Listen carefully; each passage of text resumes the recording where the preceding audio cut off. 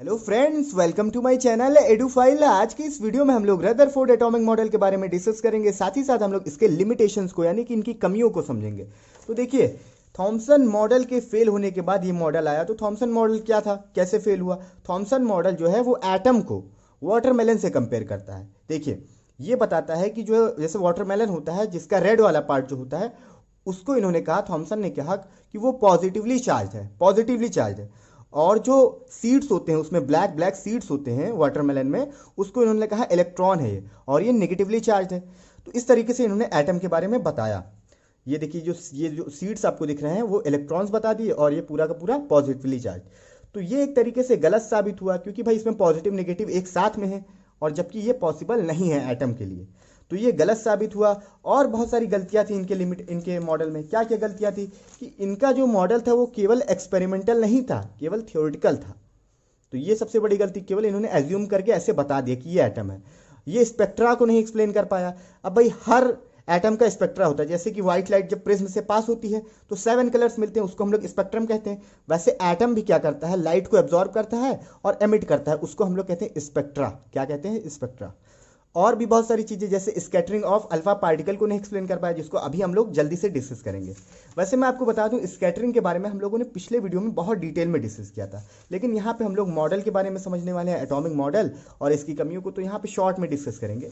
तो देखिए, रदरफोर्ड ने अल्फा पार्टिकल के स्कैटरिंग से एटम के बारे में कैसे बता दिया, कैसे मॉडल दे दिया, इसको देखने वाले हैं हम लोग। तो देखिए, इनके एक्सपेरिमेंट में क्या क्या था, इसको गीगर और मार्सन ने परफॉर्म किया था रदरफोर्ड के सजेशन पे। तो क्या क्या था इनके इसमें, तो देखते हैं। तो इनके एक्सपेरिमेंट में था अल्फा पार्टिकल का सोर्स। क्या था? अल्फा पार्टिकल का सोर्स। अब अल्फा पार्टिकल क्या होता है? अल्फा पार्टिकल समझ लीजिए आप, पॉजिटिवली चार्ज आयन होता है, पॉजिटिवली चार्ज आयन होता है। हीलियम न्यूक्लियस आप कह सकते हैं, हीलियम न्यूक्लियस, हीलियम पे 2+। तो ये पॉजिटिवली चार्ज होता है अल्फा पार्टिकल। इसको हम लोग क्या करेंगे, गोल्ड फॉयल पे इंसिडेंट करवाएंगे, खूब तेजी से गोल्ड फॉयल पे इंसिडेंट करवाएंगे। अब ये गोल्ड फॉयल हमने लिया है जो कि बहुत बहुत थिन है, 2.1 इंटू 10⁻⁻7। बहुत ज़्यादा थिन है, बहुत पतला है, बहुत पतला है। यहाँ पे देख सकते हैं आप, बहुत पतला है। इसको हमने लिया है, और यहाँ पे जब ये जाएगा अल्फा पार्टिकल, तो क्या होगा, ज़्यादातर अल्फा पार्टिकल एकदम सीधा चला जाएगा, और कुछ कुछ मतलब बहुत कम, 99% जो अल्फा पार्टिकल होगा वो बिल्कुल सीधा चला जाएगा, 99% से बल्कि ज़्यादा, पूरा सीधा चला जाएगा, बिना किसी इफेक्ट के एकदम सीधा चला जाएगा। और इसमें से जो 0.14% होगा, देखिए 99% से ज़्यादा सीधा चला जाएगा, और 0.14% जो होगा वो थोड़ा सा 1 डिग्री के एंगल से डेविएट होगा। अब इसमें से 0.14% में से जो 8000 है, 8000 में एक मोर देन 90 डिग्री से डिफ्लेक्ट होगा। तो इससे हमें क्या पता चला भाई, इस एक्सपेरिमेंट से हमें एटम के बारे में कैसे पता चला? तो देखिए, समझिए। अब इसको हम लोग करते हैं जूम। क्या करते हैं? जूम। देखिए, गोल्ड जो है वो एटम से ही मिलकर तो बना है। अब ये पूरा अल्फा पार्टिकल सीधा चला गया, तो इसका मतलब क्या है? तो इसको जूम करते हैं एटम के लेवल पे। तो चलिए, इसको हम लोग करते हैं अब जूम। तो यहाँ पे देखिए, ये है हमारा एटम। अब देखिए, रेज जा रही हैं, बहुत सारी रेज इस तरीके से जा रही हैं। तो इसका मतलब ये है कि अगर हम एटम लेवल पे इसको जूम करके देखें, तो ज़्यादातर एटम का जो पार्ट है वो खाली होता है। कैसा होता है? खाली। तभी तो ये पार कर गया, क्योंकि भाई देखिए, तभी तो ये एकदम सीधा सीधा चला गया बिना किसी इफेक्ट के। अगर यहाँ पे कुछ होता तो ये भी डेविएट होता, इस तरीके से ऐसे डेविएट होता। तो इसका मतलब ये है कि एटम का ज़्यादातर पार्ट जो होता है वो खाली होता है, एम्प्टी स्पेस होता है। तो पहली चीज़ इन्होंने ये बताई इस एक्सपेरिमेंट से। और उन्होंने देखा कि कुछ, यानी कि 0.14% जो है डेविएट हुए। तो इसका मतलब वो कहीं पॉजिटिवली चार्ज के पास से गए होंगे, तभी डेविएट हुए हैं। क्योंकि पॉजिटिव अल्फा पार्टिकल भी है और पॉजिटिव बीच में भी है, तो क्या हो गए, वहां से डिफ्लेक्ट हो गए, वहां से वो क्या हो गए, डिफ्लेक्ट हो गए। तो इसका मतलब ये है कि एटम में जो पॉजिटिवली चार्ज है वो बहुत कम होता है, मतलब बहुत सेंटर में होता है, आप कह सकते हैं एक तरीके से सेंटर में होता है, और ज़्यादा मैग्नीट्यूड का होता है। तभी तो ये पूरी तरीके से डिफ्लेक्ट कर दिया, क्योंकि बहुत तेज़ी से आ रहा था और इसको डिफ्लेक्ट कर दिया। इसका मतलब ये बहुत ज़्यादा मैग्नीट्यूड का होता है, और सेंटर में होता है, कम स्पेस में होता है, और ज़्यादातर स्पेस जो होता है वो खाली होता है। आप देखिए, एटम को कंपेयर कर सकते हैं, जैसे कि एटम को आप रूम समझ लीजिए, और न्यूक्लियस की साइज जो इस पॉजिटिवली चार्ज जो बीच में होता है उसको हम लोग न्यूक्लियस कहते हैं। उसकी साइज एक चावल के दाने के बराबर आप समझ सकते हैं। तो सोचिए कितना छोटा होता है न्यूक्लियस। तो इस तरीके से इन्होंने बताया। सबसे पहला पॉइंट ये बताया कि positively charge particles and most of the mass of an atom was concentrated in an extremely small volume.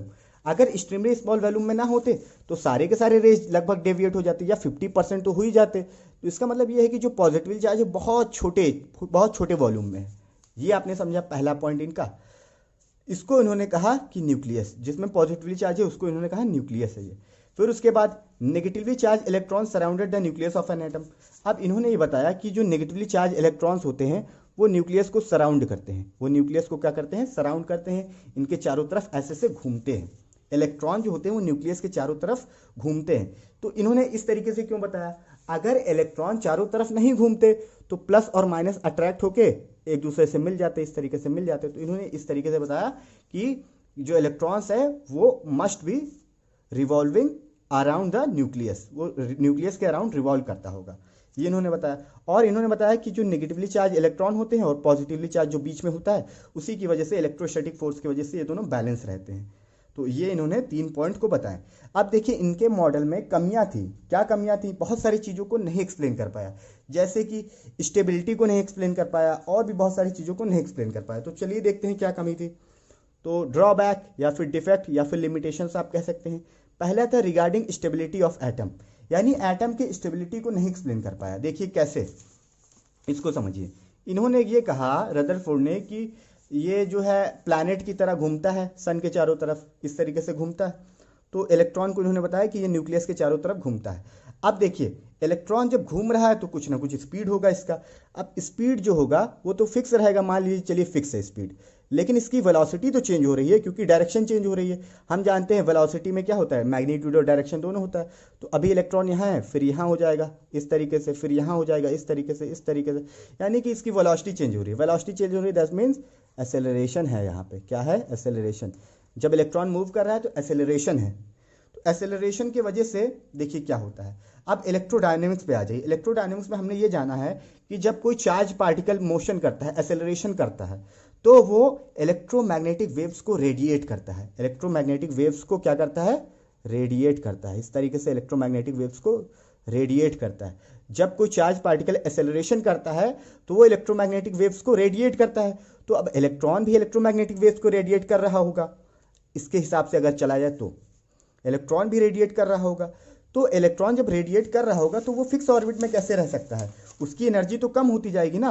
अब देखिए यहाँ पे इलेक्ट्रॉन है मान लीजिए, तो ये इलेक्ट्रोमैग्नेटिक वेव्स को रेडिएट कर रहा है। तो पहले इसकी एनर्जी ज़्यादा थी तो ये इस तरीके से घूम रहा था, लेकिन फिर कम हुई क्योंकि रेडिएट कर रहा है, फिर और कम हो जाएगी, फिर और कम हो जाएगी घूमते घूमते, फिर और कम हो जाएगी और ये जाके न्यूक्लियस में इस तरीके से मिल जाएगा। यानी ये पॉसिबल नहीं होगा, ये पॉसिबल होगा इस तरीके से देखा जाए तो क्या दिक्कत थी इनके हिसाब से? ये था कि भाई इलेक्ट्रॉन घूमते हैं सर्कुलर ऑर्बिट में, ठीक है, लेकिन आप ये बताइए कि इलेक्ट्रॉन जो है वो नेगेटिवली चार्ज है और जब कोई चार्ज पार्टिकल एसेलरेशन करता है, मैक्सवेल ने ये बताया था कि जब कोई चार्ज पार्टिकल एसेलरेशन करता है तो इलेक्ट्रोमैग्नेटिक वेव्स को वो एमिट करता है, रेडिएट करता है। तो रेडिएट करता है तो इसका मतलब इलेक्ट्रोमैग्नेटिक वेव्स में क्या होती है? एनर्जी होती है। एनर्जी कम हो रही, धीरे धीरे एनर्जी कम हो रही है, तो क्या होगा?